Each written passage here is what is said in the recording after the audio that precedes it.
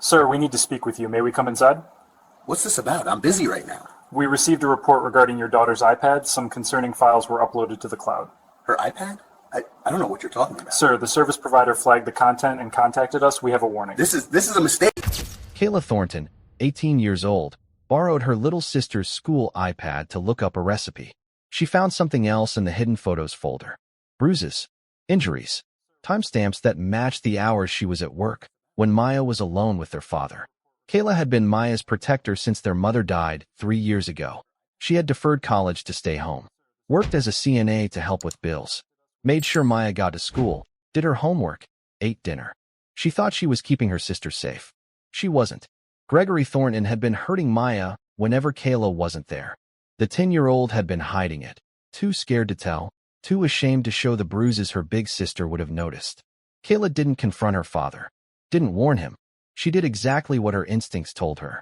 She documented everything on that iPad, photographed Maya's current injuries with her own phone, called the Plano Police Department, and cooperated with Detective Sergeant Angela Matthews to build a case that would put her father away for 25 years. The man who was supposed to protect them both discovered that his oldest daughter had become the one thing he never expected, a witness he couldn't silence. Subscribe to the channel before we continue. Stories like this need to be told.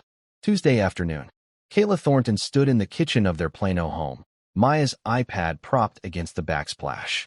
She had been planning to make Maya's favorite, chicken Alfredo, their mother's recipe, the one comfort food that still connected them to the woman who had died 3 years ago. Her phone was dead. The iPad was right there on the counter. Maya was at soccer practice. Their father was at work. Simple. Borrow the iPad. Look up the recipe. She couldn't quite remember. She opened Safari, then paused. The Photos app showed a notification, a number she hadn't seen before. Hidden folder. 47 items. Curiosity. Nothing more. She tapped it. The first image stopped her breath. Maya's arm. A bruise the size of a fist. Purple and yellow. Timestamp. Tuesday, 4:47 p.m. Kayla scrolled. Maya's back. A mark that could only come from a belt. Timestamp. Thursday, 5:12 p.m. Maya's shoulder. Red welts. Timestamp. Saturday, 3:33 p.m. 47 images. 47 injuries. 47 timestamps. Every single one matched the hours Kayla was at work. She put down the iPad, walked to the bathroom, vomited. Then she walked back to the kitchen, picked up the iPad, and started thinking like the person she had become in the 3 years since her mother died. The protector. Kayla had been 18 for 3 months. Valedictorian candidate. Accepted to UT Arlington's nursing program. She had deferred admission for a year to stay home, to help with bills, to take care of Maya, to hold together a family that had shattered when cancer took their mother. She worked 25 hours a week as a CNA at Sunrise Senior Living. Minimum wage. Backbreaking work. But it kept groceries in the refrigerator and helped cover Maya's soccer fees. She had thought she was doing enough. She wasn't.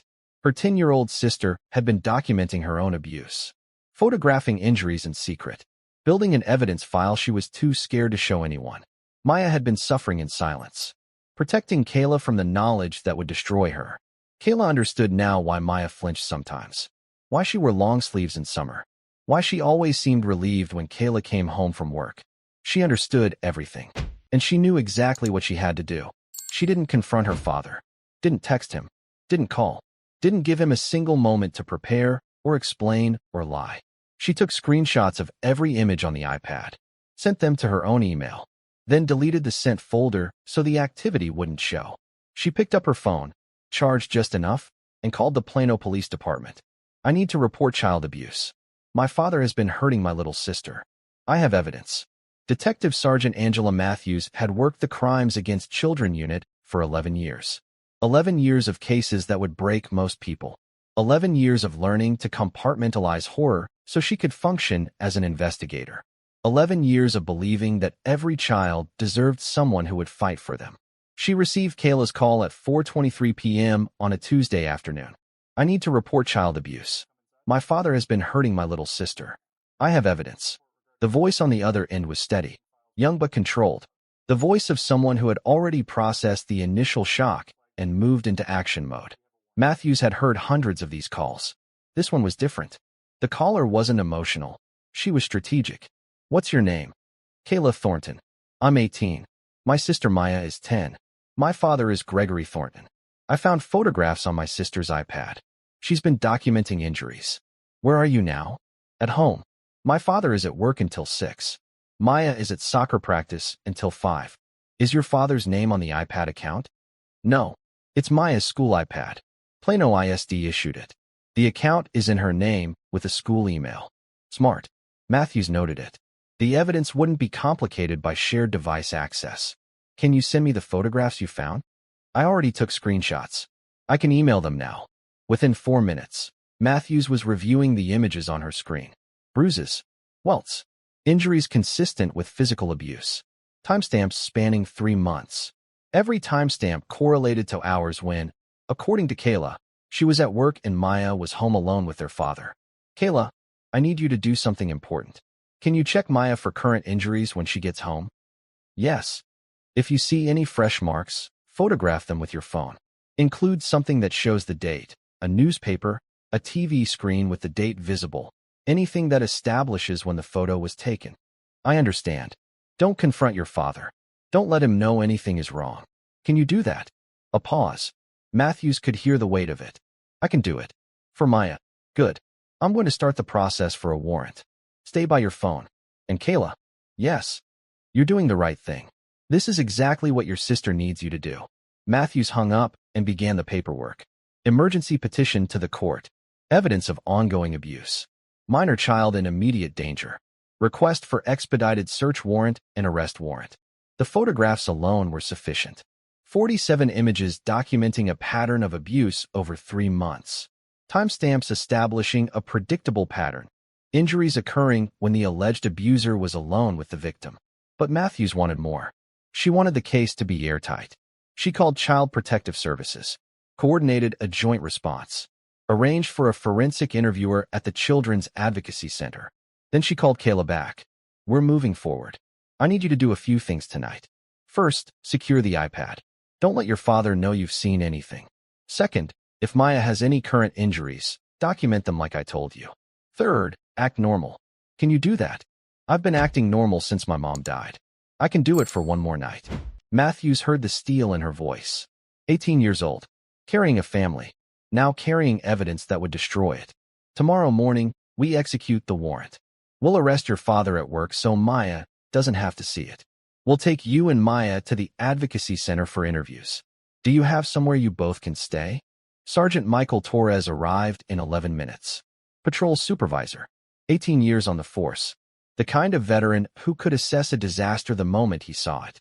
He found his officers surrounded by witnesses. A black man in civilian clothes holding a phone. The gathered crowd recording everything. What's going on here? Wells spoke before Morrison could answer. Sergeant, I'm District Attorney Raymond Wells, San Bernardino County. Your officers approached me while I was loading groceries and claimed I matched a description for credit card fraud at this location. Torres's expression tightened. DA Wells. Yes. And I can tell from your reaction you're starting to understand the problem. There was no call. There was no fraud report. Officer Morrison fabricated the entire pretext. Torres turned to Morrison. Is this true? Did we get a call about fraud at this location? I received information. From whom? Morrison couldn't answer. Because there was no answer. Torres pulled his radio. Dispatch, this is Sergeant Torres. Did we receive any calls about credit card fraud at the Target on Foothill Boulevard in the last 2 hours? The response crackled through. Negative, Sergeant.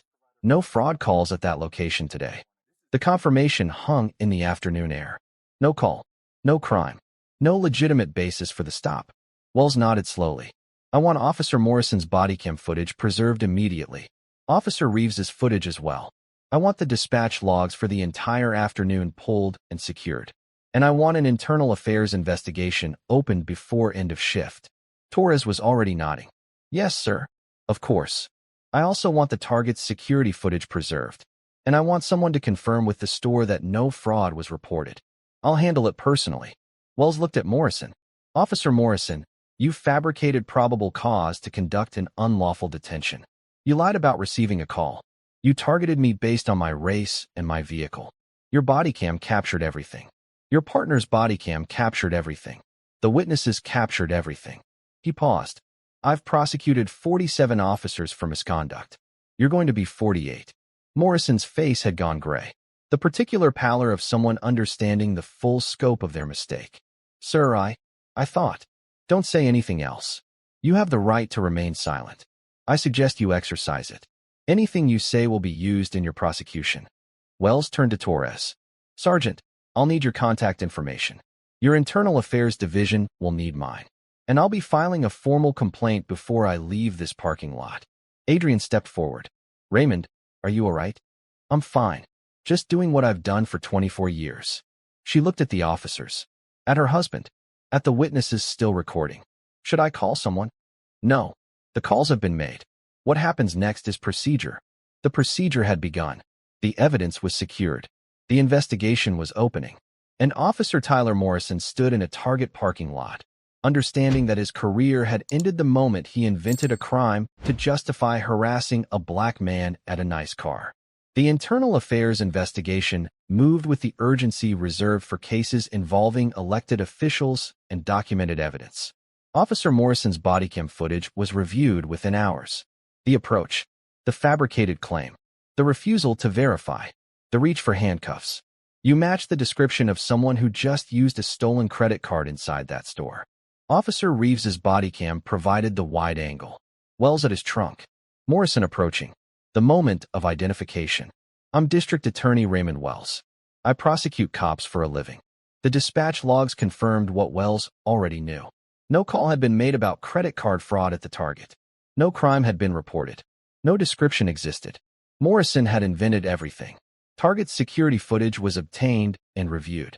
It showed Wells entering the store at 1:47 p.m., shopping for 31 minutes, checking out at Register 7, paying with Apple Pay, transaction confirmed, receipt generated, no flags in the system.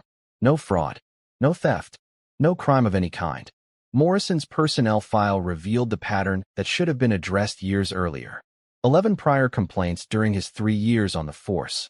7 from minority citizens alleging pretextual stops. 4 from supervisors noting aggressive approach to citizen contacts. His stop data painted a damning picture.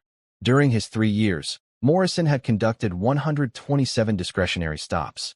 70% had targeted minority citizens. His colleagues averaged 34% minority stops in the same patrol areas. The disparity was statistically significant. The pattern was clear. Text messages subpoenaed from his phone completed the evidence. 2:15 p.m., Morrison to friend. About to go fishing in the Target lot. Always good spots there. 2:28 p.m., Morrison to same friend. Holy shit. Stopped the wrong one. Some DA. 2:31 p.m., Morrison to same friend. I'm fucked. The phrase go fishing appeared in Morrison's communications 23 times over 3 years. Each instance preceded a stop.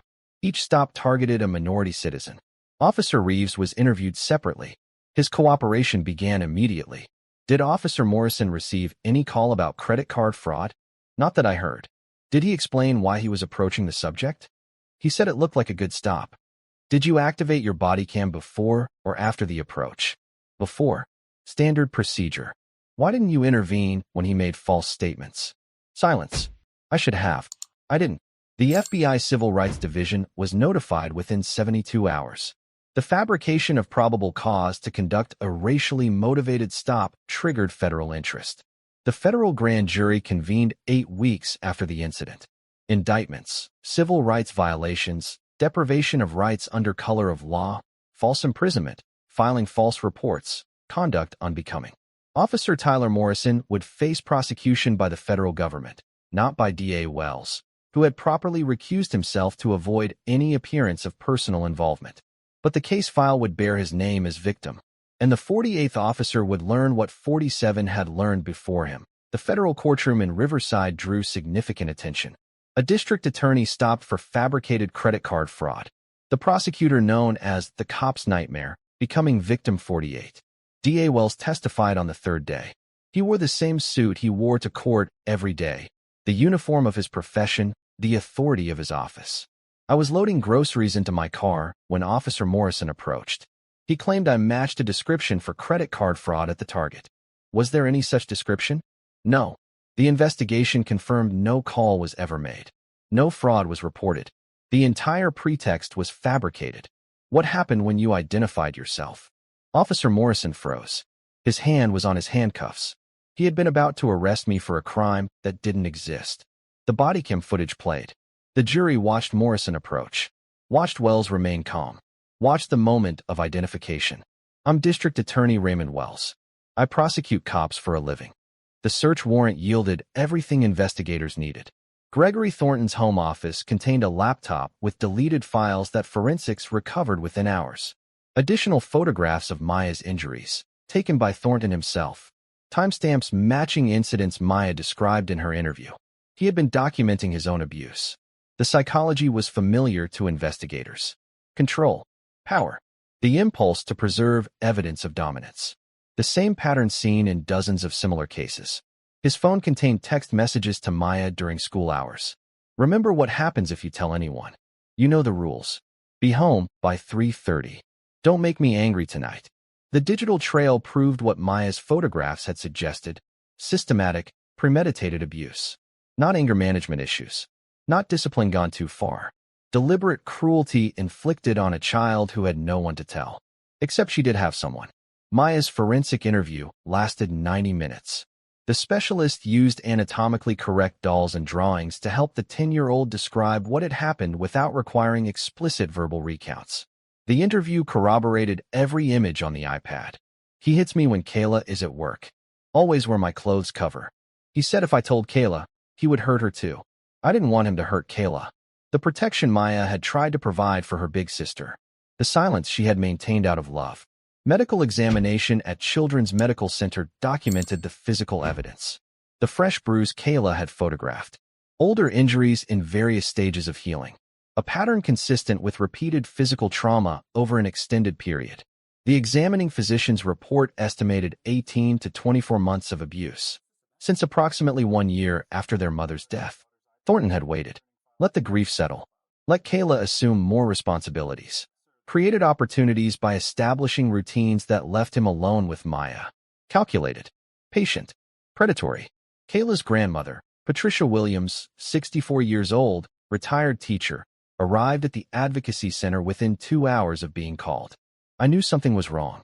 She said it to Detective Matthews while Kayla held Maya in the waiting room. I tried to get custody after my daughter died. Gregory fought it. Said the girls needed stability. Said they needed to stay in their home, their school, their routine.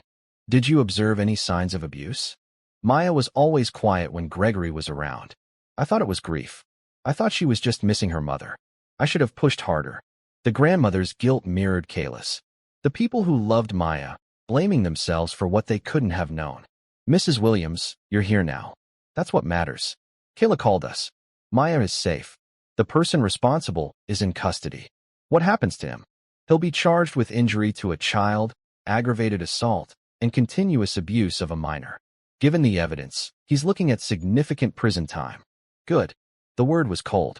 Final. A grandmother's judgment on the man who had hurt her grandchild. Kayla petitioned for emergency custody of Maya that afternoon. 18 years old. Legal adult. Capable of providing care. Her grandmother would serve as co-guardian until Kayla completed her nursing degree. The judge granted temporary custody within 48 hours. The sisters would stay together. Gregory Thornton's trial began 4 months after his arrest. The prosecution's case was built on evidence, not emotion. 47 photographs from Maya's iPad. Recovered files from Thornton's laptop. Text messages establishing a pattern of threats and control. Medical documentation of injuries. Forensic interview testimony from Maya herself, presented via closed-circuit video so she wouldn't have to face her abuser in the courtroom. Kayla testified on the second day. I found the photographs on my sister's school iPad. I was looking for a recipe. I found evidence that my father had been hurting her.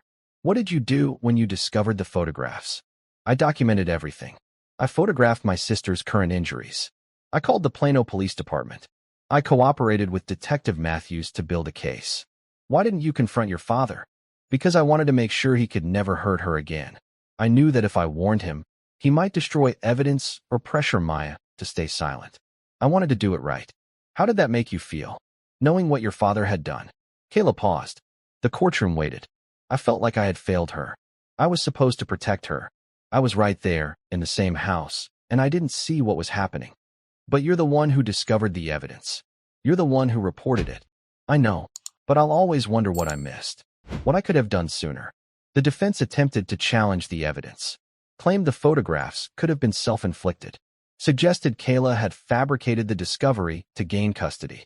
Argued that Maya's interview had been coached. The prosecution dismantled each claim methodically.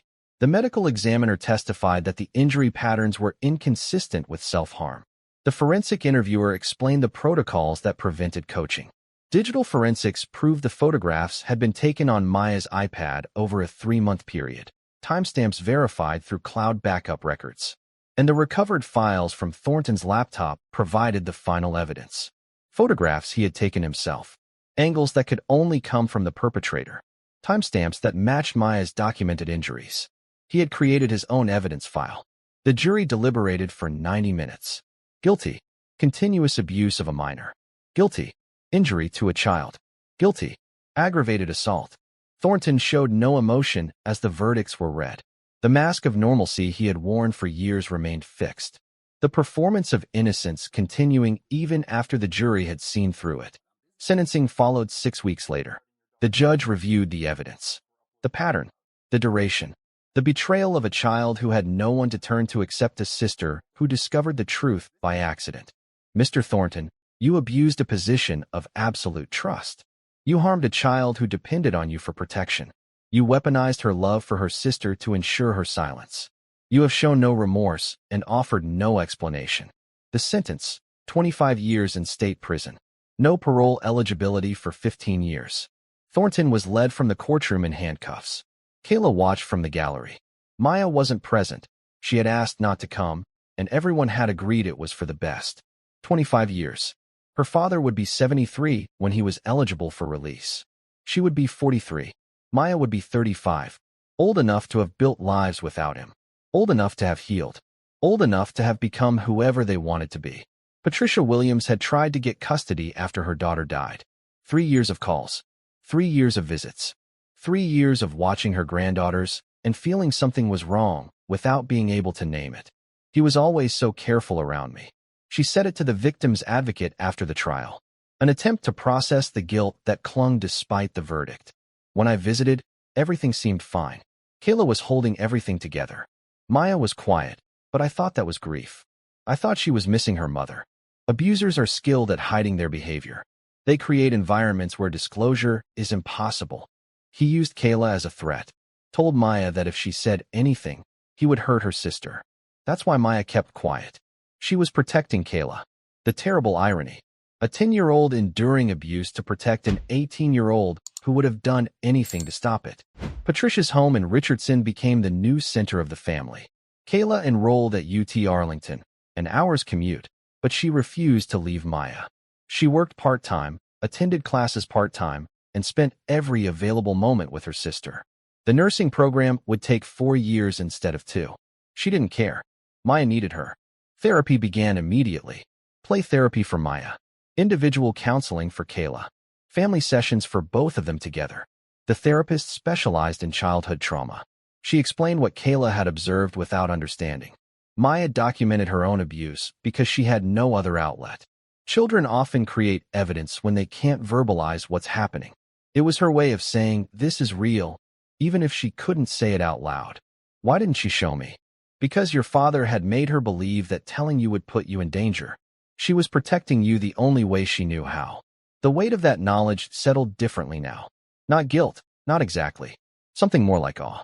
Maya's strength. Maya's love. Maya's courage in documenting what she couldn't speak. She saved herself, Kayla said. You both saved each other. She kept the evidence.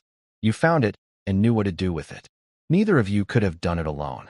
Patricia established a foundation 6 months after the trial.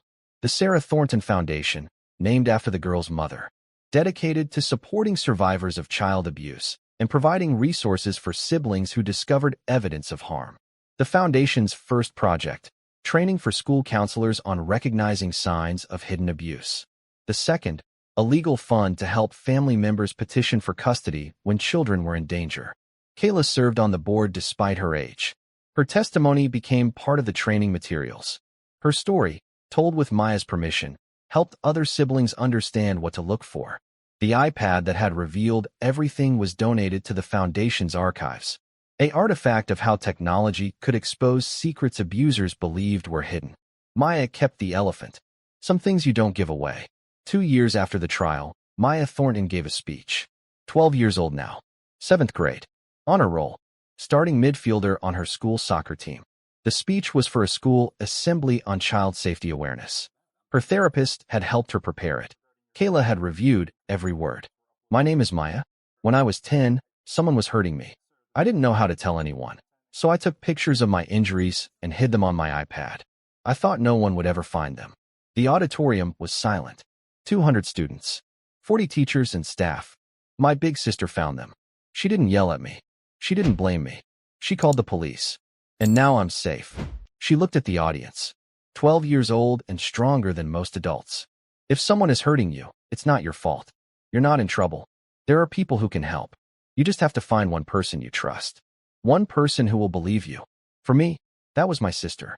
For you, it might be someone else. But they're out there. I promise. Kayla watched from the back of the auditorium. Tears streaming. Pride overwhelming the grief. Her sister, standing at a podium, telling her story to help other kids who might be suffering in silence. 2 years of therapy. 2 years of nightmares. 2 years of rebuilding what their father had broken. And here was Maya. Not just surviving, thriving. Detective Matthews attended the assembly.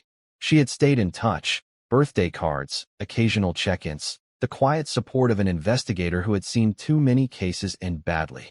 She's remarkable, Matthews said to Kayla afterward. She always was. I just didn't see it. You saw it when it mattered. You found those photographs, and you did exactly the right thing. Most adults wouldn't have handled it as well as you did. I did what I had to do. For her. Kayla graduated from UT Arlington's nursing program 3 years later. Maya was 15 then. High school freshman, still playing soccer, still in therapy, still healing. Gregory Thornton remained in state prison. His appeals had been denied. His parole would not be considered for another decade. He had written letters to both daughters. Neither had opened them. Some bridges burned completely. Kayla worked as a pediatric nurse at Children's Medical Center, the same hospital where Maya had been examined after the arrest. She specialized in recognizing signs of abuse. The training she had received became the lens through which she saw every patient. You're good at this, her supervisor told her. I know what to look for. Maya visited the hospital once, saw where her sister worked, understood, in a way she couldn't fully articulate, the thread that connected her own survival to the children Kayla now helped protect. You found me, she said that day. Now you find them. Kayla nodded. Every time.